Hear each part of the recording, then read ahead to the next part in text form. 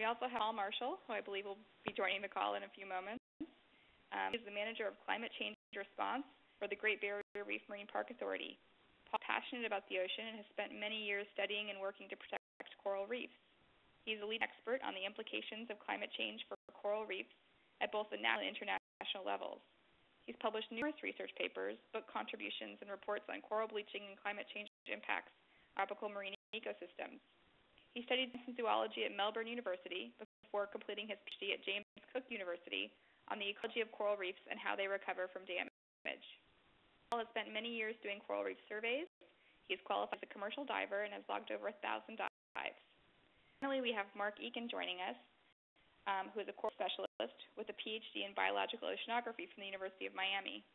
Dr. Eakin is coordinator of NOAA's Coral Reef Watch program, which is an effort focusing on the monitoring of coral reef ecosystems through site in situ and environmental observations.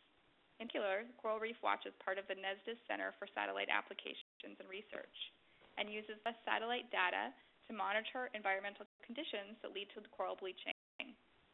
NOAA's Coral Reef Watch provides the only source of satellite-based monitoring, alerts, and warnings of upcoming coral mass bleaching events. Dr. Eakin published on various topics in coral reef ecology, especially the impact of climate change and other disturbance on coral reefs. This includes El Niño impacts on eastern Pacific coral reefs and coral ecology and carbonate budgets, thermal and coral bleaching, ocean acidification, oil spills, coral paleoclimatology, and the behavior of marine organisms. He is the U.S. Coral Reef Task Force Climate Change Working Group and recently chaired the Scientific and Technical Advisory Committee of the GCRMN. He has helped develop the international and U.S. coral reef initiatives and the GCRMN. We're going to next part of today's call with a brief position statement from each of the panelists to get a better feeling of each of their perspectives on today's topic. Let's start with a position statement from Mark Eakin. Go ahead, Mark. I'll put myself on mute. Can you hear me? Very. All right, great. I wanted to give you a few key points and a little perspective on this. One of them, especially as it regards the recent climate controversy from the emails that came out, and it may not be one of the more politically correct things to say, but after dealing 62 megabytes of emails, the best they can get, they dig up. I mean, damn, there's a whole lot there. So if you notice, what you see are 6 to 8 of the same recycled sound bites taken out of context over and over. You don't see the whole emails, and in fact, I've been unable to find those. Just about it as an individual. What could someone do if they had access to every single email that you had ever sent? What could they dig up?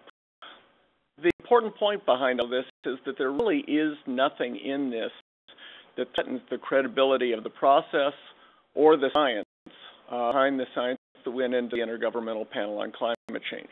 The science is solid, and as far as we're concerned, coral reefs are one of the first ecosystems to suffer a serious decline due to climate change. We know that climate change is one of the biggest threats to coral reefs and one of the influences that reaches out to the most pristine reefs. So despite all of this, we need to address resilience to climate change of coral reefs as much as ever.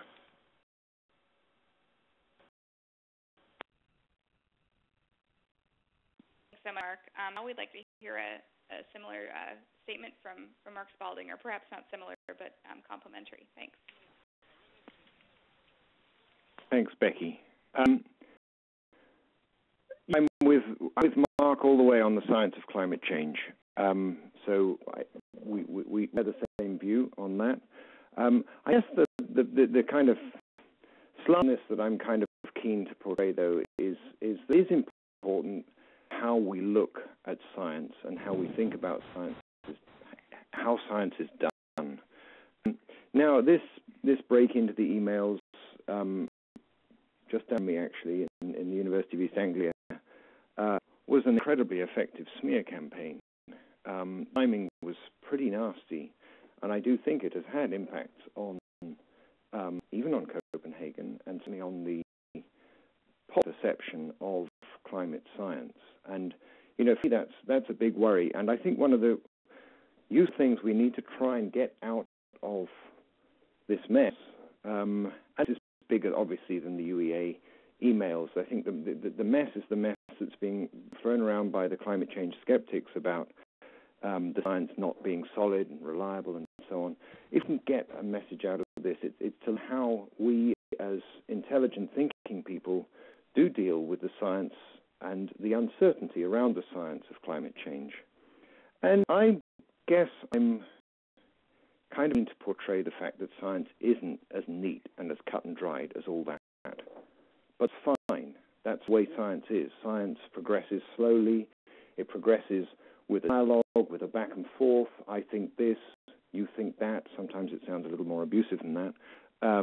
But that's how science progresses, and that's fine. But we do need to be aware. And I think we also need to listen to some of the science, particularly the frontline science, the new cutting-edge stuff, and with a slightly critical and cynical ear. And, the scientists among us have probably all got first-hand experiences of a desire to exaggerate, to pull out a headline and maybe exaggerate that headline. I certainly, been guilty. I remember when we published the first World Atlas of Coral Reefs, I was really pushed hard by the United Nations Environment Programme to give them a soundbite, and they kept twisting my words in the most infuriating way. But actually, I think if you read a lot of abstracts and introductions to scientific papers, you'll hear that same thing of the truth. I think we need to be aware of that, and we can learn that from some of this sort of polite about these emails from UEA. That'll be a good thing. Thanks. Thanks so much, Mark. Now we're going to have Paul give us his position. I think that Michelle's going to go ahead and unmute a few of you who are on the call in an attempt to figure out which caller is Paul. So we're going to go ahead and do that. Thanks for being with us as we use this new technology. It's an amazing way to get such an amazing scientific panel together, but we do have just a few minutes of this to get through, and then we'll have lots of time for discussion.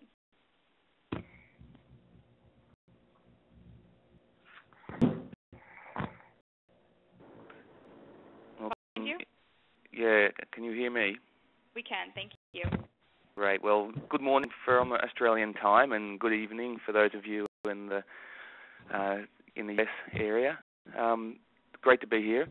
Look, it's great to hear the thoughts from the two Marks, and the bit I'd like to add to that, I guess, is that this uncertainty about climate change is really a symptom of a larger social phenomenon, and it's an understandable one, and that is that people just don't want climate change to be real. I mean, it's a scary thing. It's very alarming. And my view insofar is that anybody who's prepared to have an honest look at the evidence, information, the science, of course, lack of completeness and uncertainty and all those things that are a valid and natural part of science, but anybody who's prepared to look at the balance of evidence always comes out being very concerned about climate change and quite convinced that it's happening and that humans are a major driver of it. And we've seen this again and again, and it's reflected in the larger debate that people are speaking less now about whether climate change is real or not, and more about the role of humans and what we can do to tackle it. So I think this leaking of the emails was a smear campaign, as Mark put it, and really what it's doing though is just playing into those doubts, those worries that people naturally have. In our role as coral reef managers, we've long ago moved past debating anybody about the realities of climate change or its causes. From our point of view as a government agency dealing with the realities of the effects of climate change, we're focusing all our energies now on working out how best we can help cope with this stress that's already having effects and will get worse. And we're finding that in the policy arena, the decision-making arena, and in terms of public support, that the little spots of media activity about the sort of valid debate about climate change aren't really having much of an effect on the way we do business.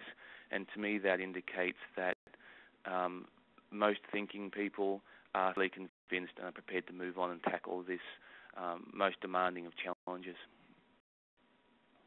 That's it from me. Thanks, Paul. It's good to hear your voice. The next part of our call is going to be a series of questions. The form will be that I will read questions, and then I will prompt the responses from our panelists, who will then have a discussion amongst themselves for a few minutes after each question.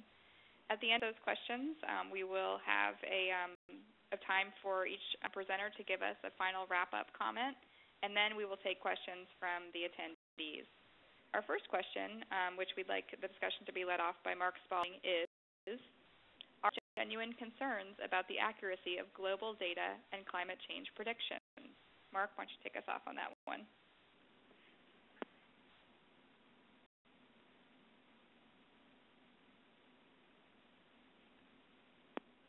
Morning. Are you there? Sorry, I was on mute. Okay, no problem. My quick answer to that is no. The science is solid. Maybe we're sounding like a cabal here of people who all agree, but the science is solid. I do think it's worth thinking a little bit deeper about, well, what does that mean? The is that we all know that the climate is changing. The debate, where there is debate, is how fast and in places and in what form is that change going to take place.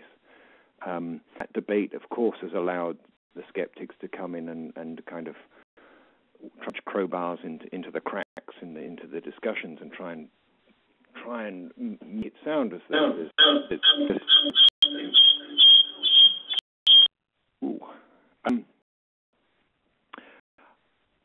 think of the front end of science as a little bit like a coalface, where you've got literally thousands of scientists lined up, chipping away at the kind of the face of knowledge, doing their tiny little piece to try and find a little bit more about what the future holds.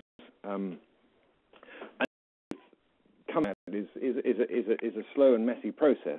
Quite often we make mistakes. Quite often we advance a hypothesis, then gets knocked down by something else. That's the process of science. Of course, there is also, and I think this is where maybe UEA emails became a shame. That those emails also expose the kind of, I suppose, it's the hidden face of science. The fact that scientists seem to be trying to the voices of other scientists to shut them up through not getting their work published, through some pretty words that we used again about people. But again, that stuff was exaggerated.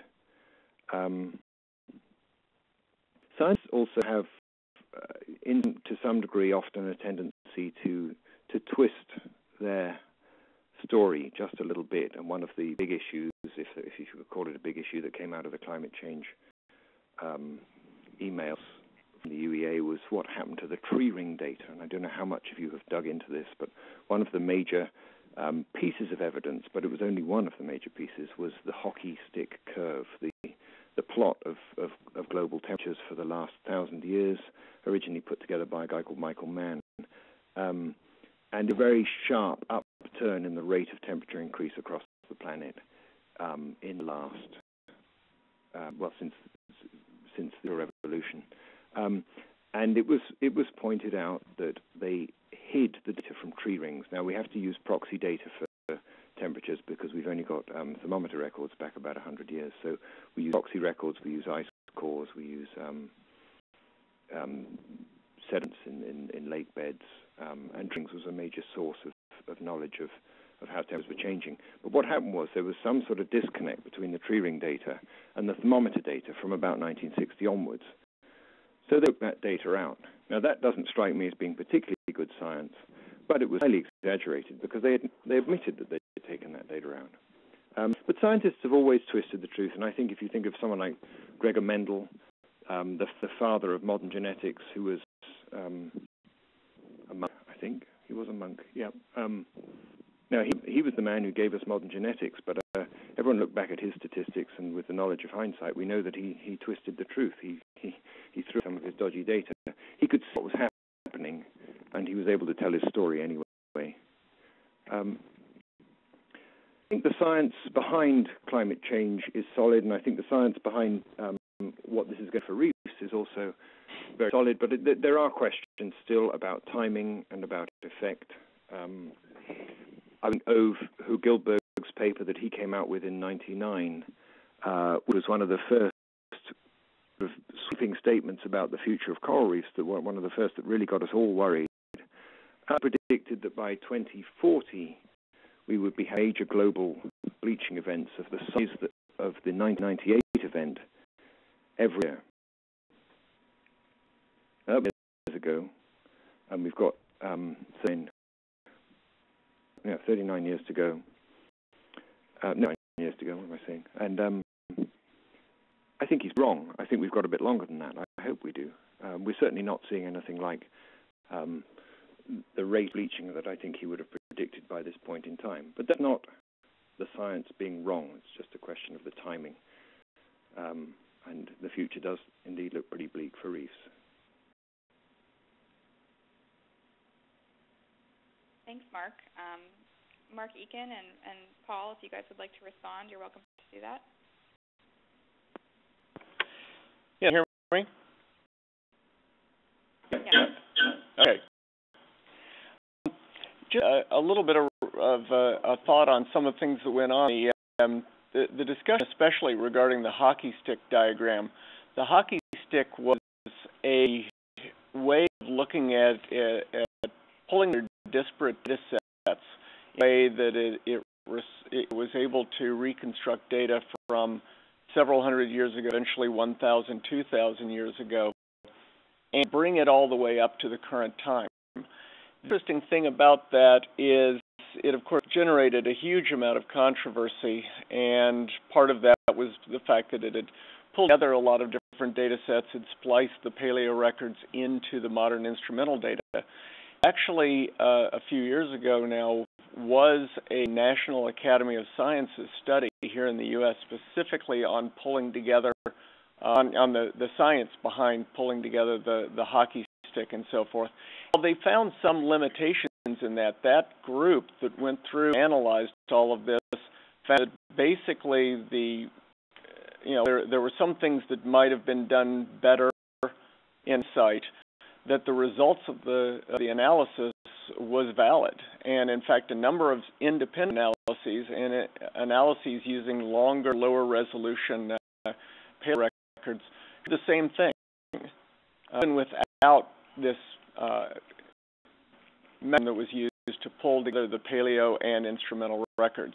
And so I think it just goes to show that, as Mark Spalding was saying, science is a learning process. It's an evolving process. We're always coming up with data sets. We're coming at them with the best tests we have to see whether they hold up to scrutiny. We're then shooting down everything we can and then going back in and trying to do better. And it's an evolving process. And despite all that has come out with the discussion of in those University of East Anglia emails, the science that went into the IPCC and that continues to drive that process and drive the questions of what's going on in terms of climate change is one of the most scrutinized data sets you will find anywhere in the world. The IPCC itself is made up of thousands of scientists, both involved in the writing and involved in the reviewing process. These are scientists who are named by their countries. It is a huge, extremely labor-intensive process, and it's for that reason that there's so much faith put behind the findings of that. And at this point, the real problem is that it's events like these email releases that are being used to argue that the science is invalid, rather than other scientists actually coming in with strong data that refute it. We just have not seen that evidence something else is going on. And it's a shame that scientists aren't better at pointing at those individuals and saying the emperor has no clothes. At some point, we just need to say, we've had this discussion, now let's move on. And at this point, the thing we need to move on to is solving the problem rather than debating it. Thanks. Are there any other responses from Mark or Paul? I'll add one thing, if I may. Building on a little bit of what Mark Eakin was just saying, one of the real concerns I have is that these climate deniers, and I'm using that term quite deliberately to separate it from climate skeptics. Climate skeptics are the people who have genuine concerns about some of the climate science and are prepared to actually publish those concerns. And the debate about the man hockey stick is a good example, where the scientific community had a debate and it was resolved in the sense that people have put up various points of view, and that's all on the public record, and there was behind them all, and it resulted in people coming even having even greater confidence in these projections. The problem is when you get these climate deniers who often have quite mischievous motivations, and again we're finding some of these people who are behind the press releases and the email scandals and all the rest are actually being backed by organisations that have vested interests in carbon management strategies and carbon taxes and things not being put in place. Of course, they came into the hands of those many people I alluded to earlier who don't want climate change to be real and will cling to any shred of information that will bolster their beliefs that it just can't be happening. The risk of this, though, is that the risk that it stifles debate amongst the science community, because any small disagreement amongst scientists about some aspect of climate change or its effects are then seized upon by these agenda-driven non-scientists, often scientists without expertise or published expertise in the relevant area. They see climate change isn't real. So I think as a science community we need to be really strong in the face of this, continue our debate. It's really important that our knowledge evolves and remains as accurate and our confidence in it is as strong as possible. We can't let these climate deniers stop the evolution of knowledge, and that's one concern I have.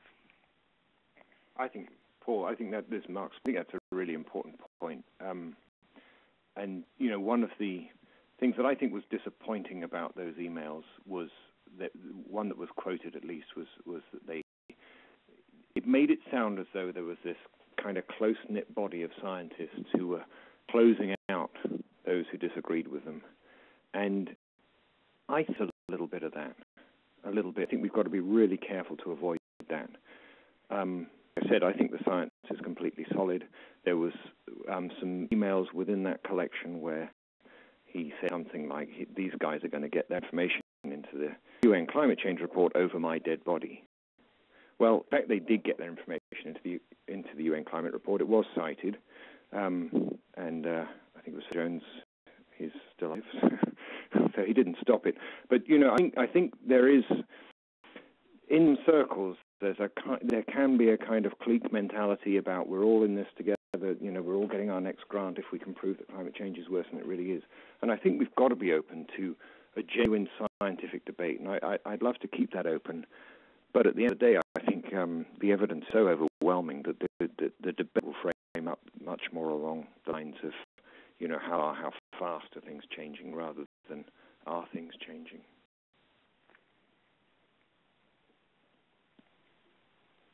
Thank you, all of you. That was a really interesting discussion.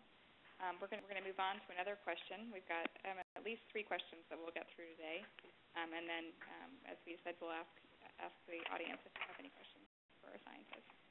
Our section is recent controversies and the loud voices of climate change skeptics have created quite a stir. Do they indicate problems with the science behind climate change assessments, and are there any implications for coral reef conservation? We've done this a little bit in the last discussion, but I think there's probably a little further to go. Mark Eakin is going to lead us off in this discussion. Thanks, Mark. Yeah, thanks. I don't want to belabor the point because I think we have hit on a number of these, but it's interesting when you look through these emails at some of the things that are seized upon.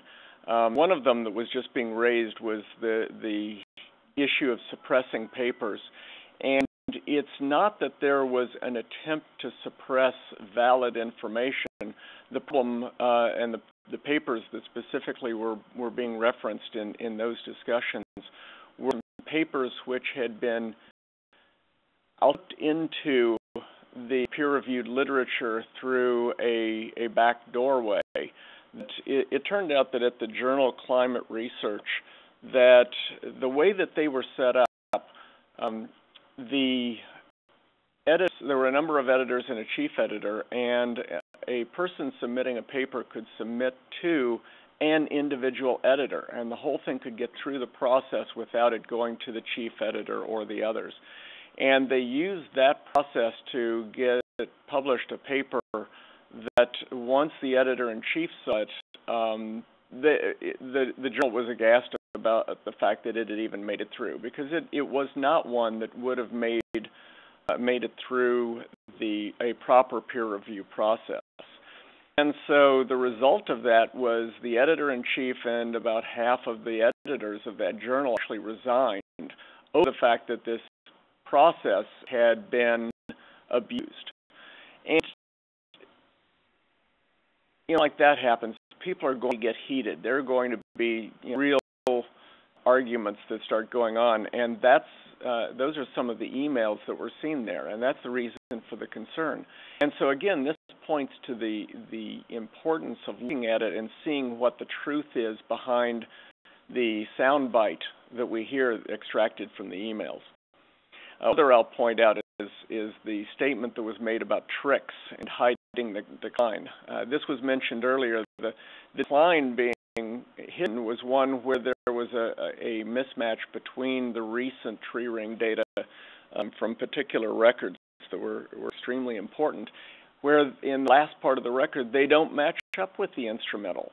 And the reason is because of some physiological factors that were in fact being debated in the peer-reviewed literature. The choice of jumping on the term trick is especially amusing. I'm here in Miami right now at a Decadal Climate Conference, and one of the climate modelers was talking about there being a problem with something in the modeling, and said, and the trick that we found to make this work, that immediately led to laughter in the audience, and there was a recognition of the fact that this term trick, which I don't know about you, but I found some tricks to solve problems that I was dealing with in analyzing data. This trick was nothing more than a trick of the trade, or a way to resolve a hairy problem that they were dealing with. And so the problem we run into is that this has created a stir, and it's been brought up in a way that really misused the information that had been stolen off of those emails.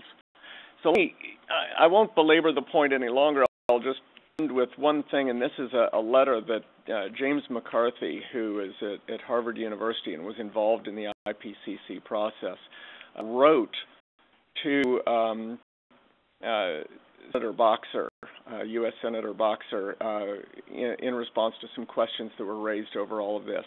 He says in just a few lines something that really to the heart of this.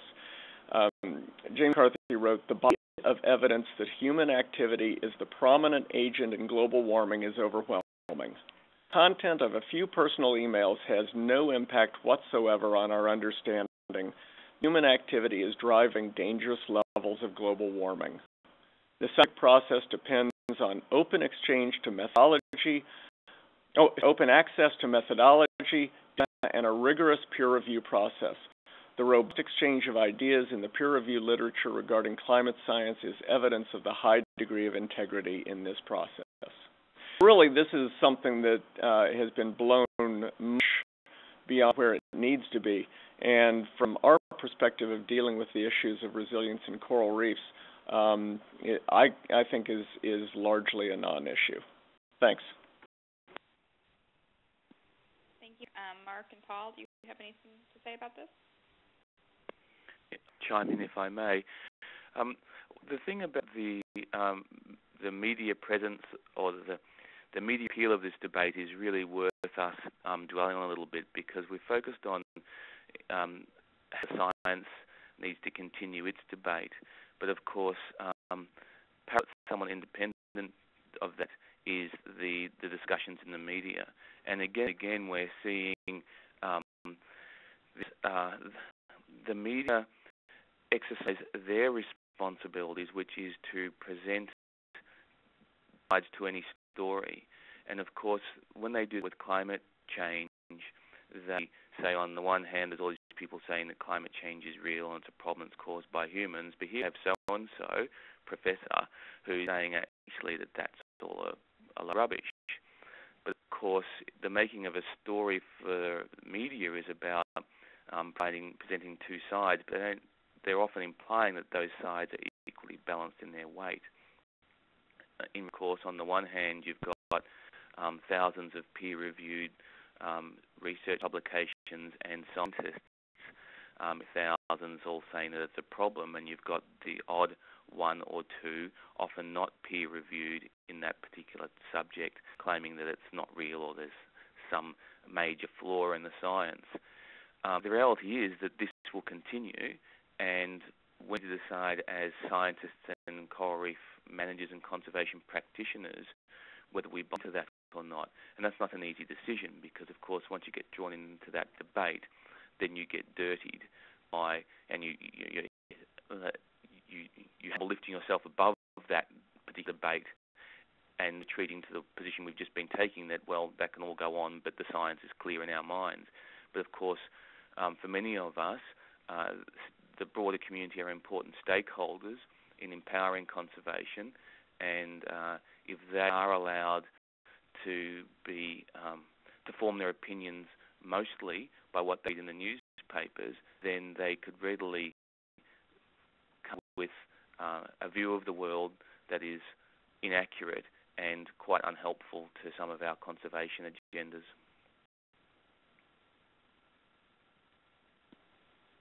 Thank you, Paul. So I got the last sets of comments. I think I'd quite kind of like to take this a little bit further, though, because we're all agreed the science is that some of this nonsense coming out of the fires and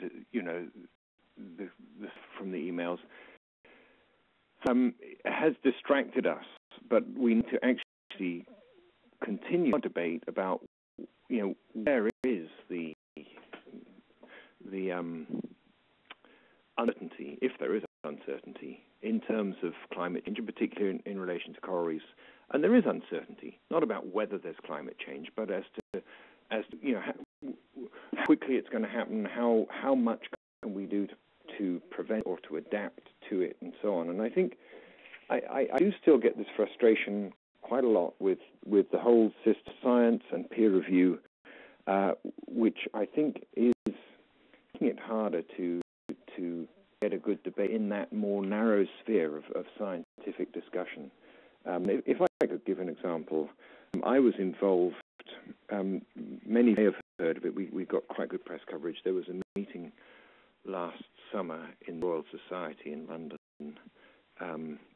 We got Attenborough in just to bring in the press, but the meeting was a fairly heavy scientific discussion. We had Ken Clearer telling us about ocean acidification. We had Charlie Varon, David Abur, and some strong scientists. A small group of us sat around in the morning talking about the future of coral reefs, and we came out with a statement in the afternoon. But what was fascinating to me actually at that meeting was there was a really interesting imbalance where, completely opposite of what I would have expected, the academics in the room were looking for some pretty strong statements. NGOs in the room, of whom I'm talking about, I guess, IUCN, WWF, myself representing TNC, a few others anyway, who were actually saying, hang on, you're saying more than the science allows allows you to say, what are you doing here? No, I can't get into the specifics because there were various points at which that came up. One was, for example, about engineering, because the scientists wanted us to leap up and say we should start geoengineering now. We should start changing the global climate through extreme means now, because that's the only way to save coral reefs. And the feeling amongst the NGOs was, no, that's not quite true. We don't know enough yet. I think there is still debate to be had about how soon some of these things are going to kick in. Another case that I think was being slightly twisted, I guess, by some people in the room was the story about the impact of acidification. And maybe Paul can confirm this better than I can. There is a paper that came out last year or the year before which implied that a slowing in the growth of corals on the Great Barrier Reef might be partly linked to increasing acidification. And that might be partly linked to acidification is already affecting the Great Barrier Reef. And, I was pushing hard against that, and so were the others, and we succeeded in getting the words watered down. It's interesting to me that the science be pushed around, in a sense, by political interest, by financial interest, and so on. And we need to keep the debate open about, the uncertainties, and particularly in respect to coral reefs. That's an important point that I might just take up that you pointed to me. I agree. I find that there is a little bit of a discrepancy in the way the scientists present their information through public channels compared to the way we, certainly in government, and I suspect that we share this with you in the NGO world. And what I'm alluding to here is this sense of public accountability. If I tell my federal environment minister that a certain thing is occurring on the reef and we have to do something about it, and later on I'm found to have overstated it, I could have set in chain some quite significant, national level policy chats that then are found to be ill-founded. And that's not a good career move for a public servant, or in fact anybody with a constituency that they need a strategic and long-standing relationship with. So I think perhaps what you're experiencing is somewhat of that, and that's quite interesting to see that happen from our end as well. And I do see particularly the media managers for some of these research institutions do tend to get away with a little bit more spin. The science that's published is normally rigorous and very careful in its wording, but often its presentation to the public is sometimes a little bit overzealous. I would go a little bit further and suggest that actually for some scientists in some circumstances, getting that headline is actually pretty important for their career. So whereas your career might be on the line if you get it wrong, if they can get the publication in Nature or Science rather than a ranking journal, they will do better for their own career, and you only get stuff into those high-ranking journals if it's a pretty exciting story.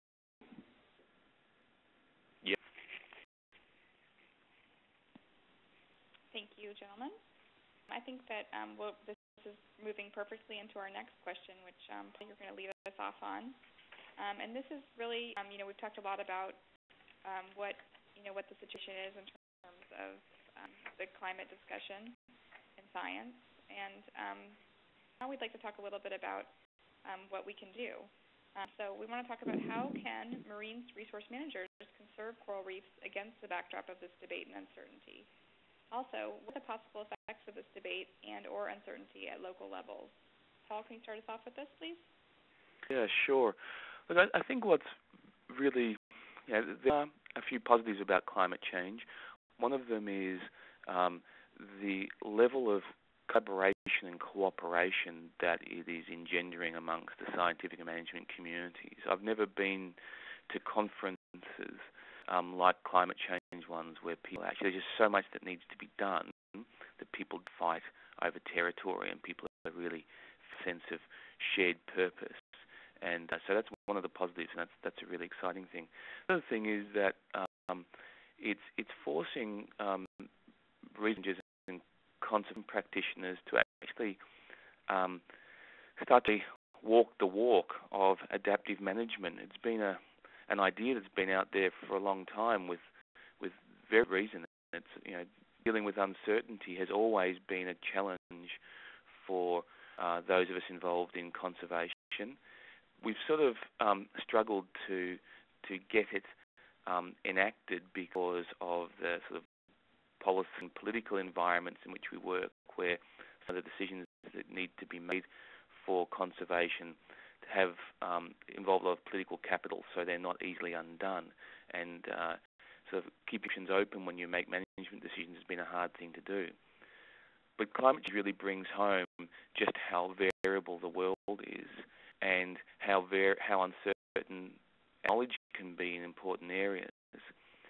We've actually found that re-embracing the adaptive approach to decision making has been quite empowering.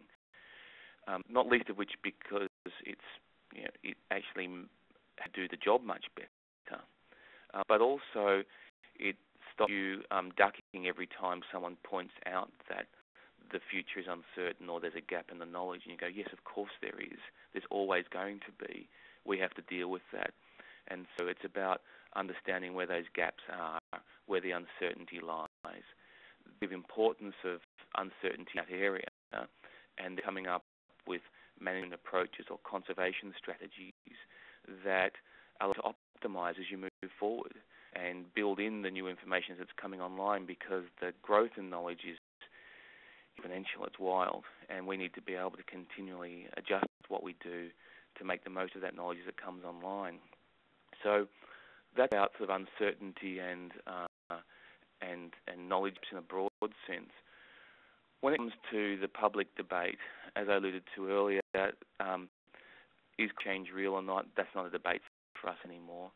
There are always going to be people who struggle to comprehend this, people who struggle to accept it, just people who are inherently conservative really struggle to comprehend that little humans could actually be changing something as big as a global atmosphere.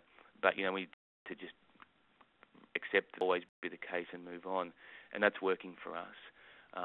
Not only are people fully supporting efforts as a government agency to deal with climate change, we're actually finding now that the challenges faced by the Great Barrier Reef are being used as iconic anecdotes in policy arenas and in fact in public advertising. I just read an article and flicked through a magazine, and it was about an ad for solar panels, and it says there's a little kid standing there saying, "Mummy, what was the Great Barrier Reef? What did the Great Barrier Reef used to look like?"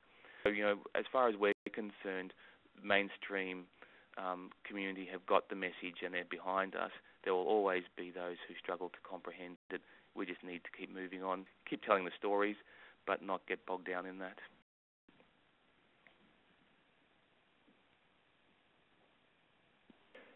So I think if I can jump in, in a response to the question of how can marine resource managers work in the face of scientific uncertainty. Well, I mean, this group is a group of people, the listeners here, who've all got some experience at least of the concepts of managing reefs for resiliency, and that is a really fantastic model of how you deal with the uncertainty of future change, because in a sense we don't know which part of the reef is going to bleach on any particular occasion. Sometimes the lagoon reefs bleach worse, sometimes it's offshore, sometimes the channels suffer more or less.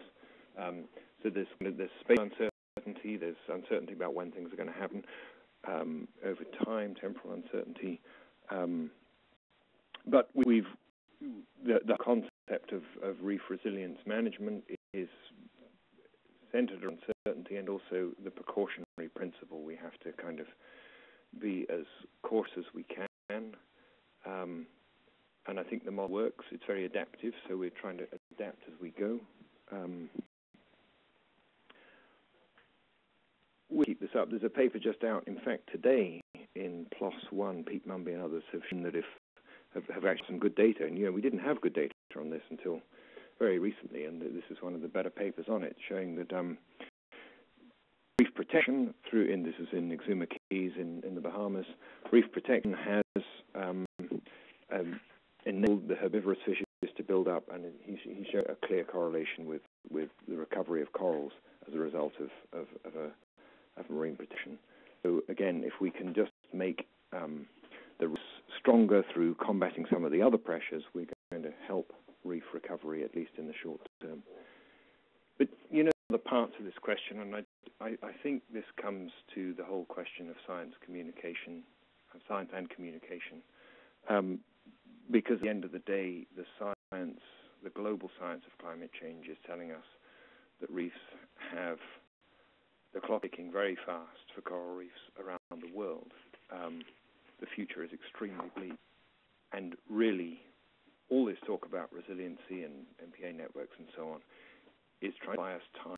It's not going to fix the problem, and I think it's up to all of us who know just how serious this problem is to engage beyond our comfort zone and to talk to people who we don't normally talk to engage people out there so that we can start thinking about the serious global response to climate change. And we need to be the ones who are writing the letters and ringing the church bells and talking to the politicians and the preachers and so on, and really trying to get things moving beyond just our own little patch, our own little area of expertise. And we probably also need to be thinking about the science as well, and trying to understand the science as it unfolds, and trying to think about some of the things which are still controversial, things like geoengineering, and so on, because these may come into the picture in the future. So I think we do have to think locally, keeping with the management, but also think about the one of this problem in society. Thank you, Mark. I'm going to go into up now, and I'd like to hear from Mark Eakin first, if that's possible. We haven't heard his voice in a few minutes, so let's start with Mark, and then if Paul can give us his wrap-up, and then Mark Spalding, just take a couple of moments, and we'll take questions from the audience. Thank you. Yes, some of the points we were just on are really the ones that are key to the whole question of reef resilience and what should be done in a community of practitioners dealing with the conservation of coral reefs in light of climate change. First, one of the things we were just discussing was the idea of uncertainty, and the climate change community, and to a large extent the environmental community as a whole, has been hit very hard with this question of decision making under uncertainty. Do we have we can't make decisions until we have greater certainty. Well, I'm sorry, but there is no such thing as decision making under certainty. If things are certain, you're taking actions, you know exactly what's going to go on. There is no decision. It's not a problem. And at this point, I think we have this level of certainty that we need to act. On one hand, of course, we need the global actions of reducing CO2, but from the perspective of coral reef conservation, what we are looking at in many cases are no-regret strategies. They're taking actions on things that we need to be doing to protect coral reefs, even if climate change weren't happening.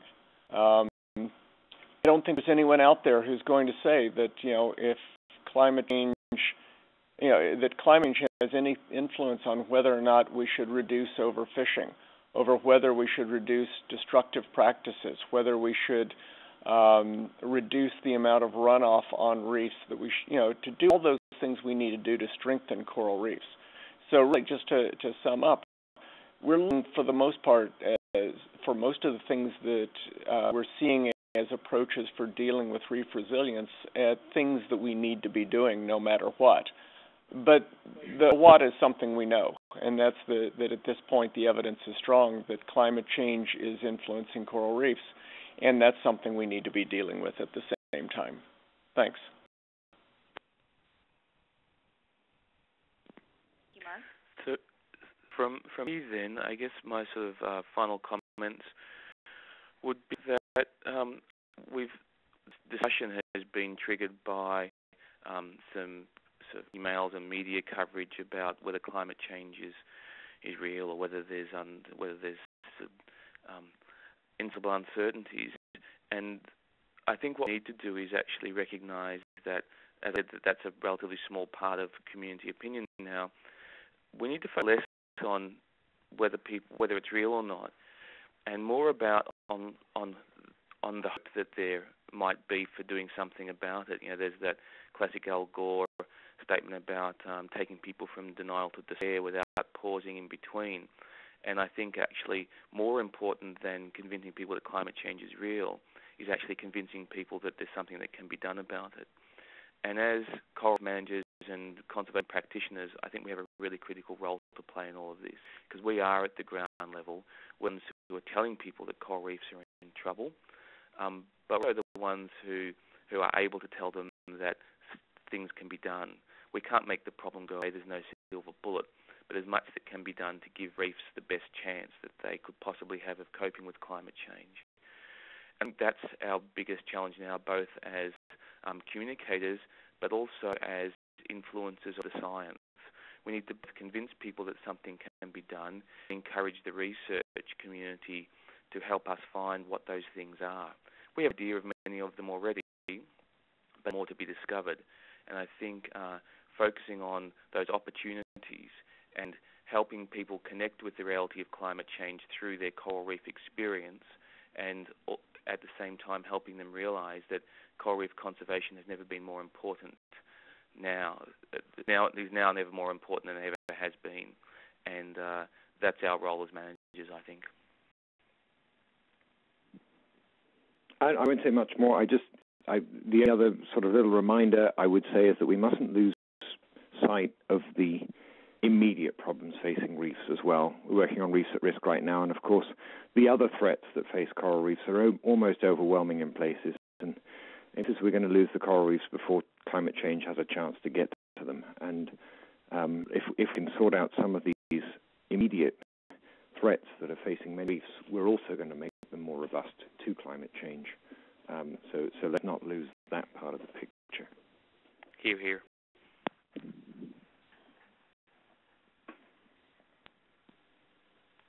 All for a really stimulating conversation this afternoon in New York and all over the world. Really appreciate you joining us. It's unusual for us to get such an amazing team together in such broad geographies. Thank you, Paul, for getting up really early. Thank you, Mark, for staying up late. And thank you, Mark Eakin, for joining us from Florida. We'd like to take a couple of questions from attendees. We have just a couple of moments left. You can either raise your hand in the attendee list, or you can send a question to Michelle by chat. Do you have any questions from the group that you've gotten during the discussion? I'm going to take that as a... I had to unmute myself. Okay. We have one comment that says, we don't just have to convince people that something can be done, but put the business case forward. There's an enormous amount of money to be saved from increasing business efficiency as well as opportunities in the emerging market of sustainability. I think coral reef managers need to be promoting this to the businesses they come in contact in order to help them move forward. And that's from Joss Hill. Good point. Thank you. Do you have any other questions from the group? If you want a hand, there's a little button under the participant panel that has a picture of a hand. Just press that, and I can go ahead and unmute your line, and you can ask your question. Send it in the chat. I do have one question that we received before call started, so I'll go ahead and pose this one to the panel, and then if we have any other questions, we'll be able to take one more. If we don't get your question during the discussion and you have one that crops up later, you're welcome to email us at resilience@tnc.org, and we're happy to get back to you. Question that we received from an audience member is, with the number of environmental challenges facing us today, how do we decide what to protect? When we decide what we should protect, how do we go about doing it? It's a broad question, but I'd like to hear the responses of the panel.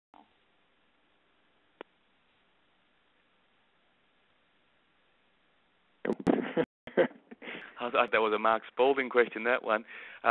Look, I think this is a really important issue, and it raises the ugly idea of triage.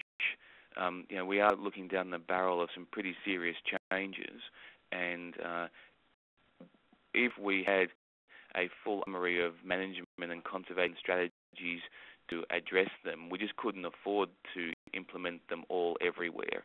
So we are going to have to make some tough decisions about where we focus our management resources.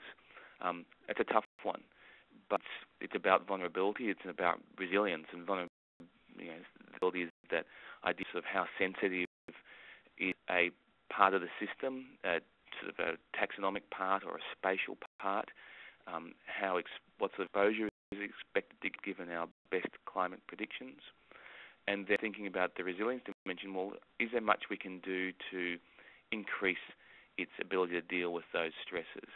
So the ideal management world is where we move towards the ability to spatially map vulnerability and resilience in the sense of opportunities to make a meaningful difference as conservationists. So if we can actually get to that point, then we start to be able to really transparently and effectively direct our management resources to those places where we can make the biggest difference. I was thinking, well, I agree with that in principle, but of course, the other part of this is that conservation, to my mind, gets done on the ground by people who want it to be done on the ground. And, it's very hard to turn around to a community or a nation and say, well, you guys have really had it, forget it. If they want their reef, then, it'll be harder to protect some areas than others. From my perspective, we need to provide the tools and the knowledge that will help people to make the decisions, but many decisions will be made quite locally, and that's probably how they should be made. It's an important point. I guess the difference is whether the conservation resources are centrally distributed or not, and I think any event making tools and knowledge available to everybody who wants to do something to help reefs is an urgent priority, and then we can start thinking about strategic investment of centralized resources. But I make that point because there's a lot of money and effort going towards climate adaptation and all the things that embraces, and there's not yet good frameworks for strategically directing that.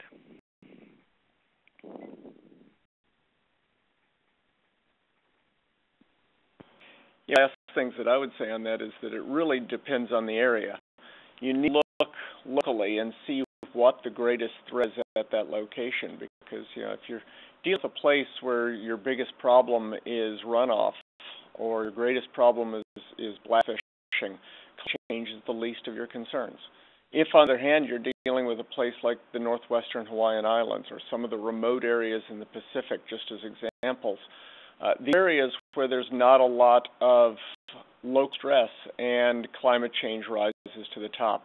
So the question really is one of evaluating what are the problems at a location and figuring out where your money can go the farthest, what you can do to have the greatest impact.